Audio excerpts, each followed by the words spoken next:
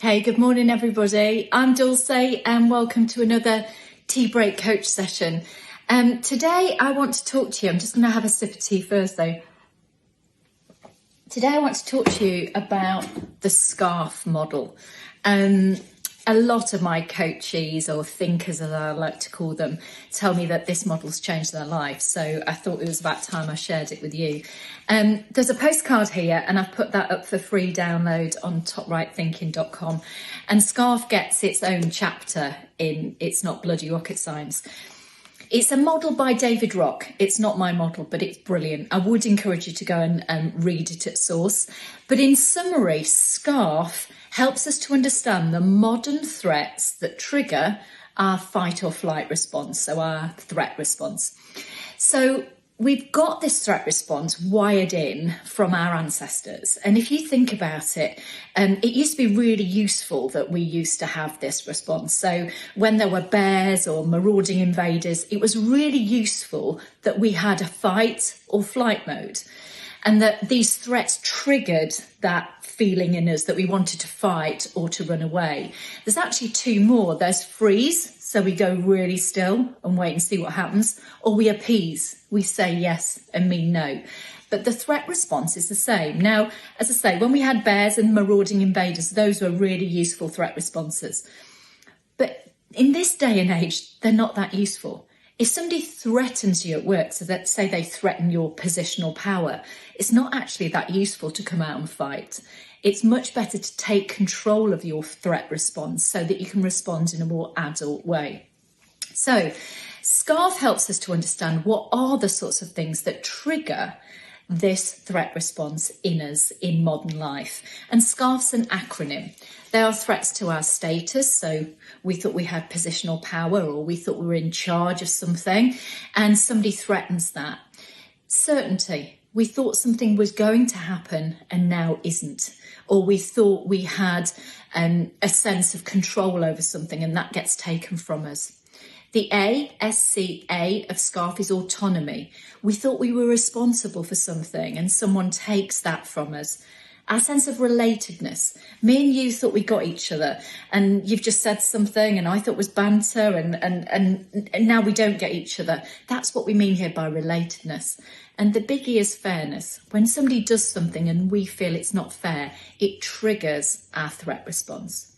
So when we know that these 5 things trigger our threat response, we can choose to do something different because there's some really unfortunate wiring.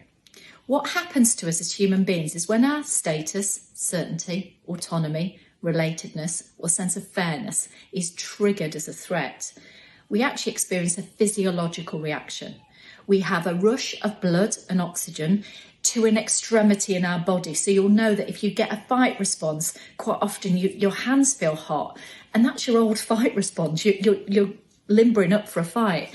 Or you might see somebody with their feet twitching or they're sort of moving in their chair. And generally that means their old fight response is running away. They're trying to flight.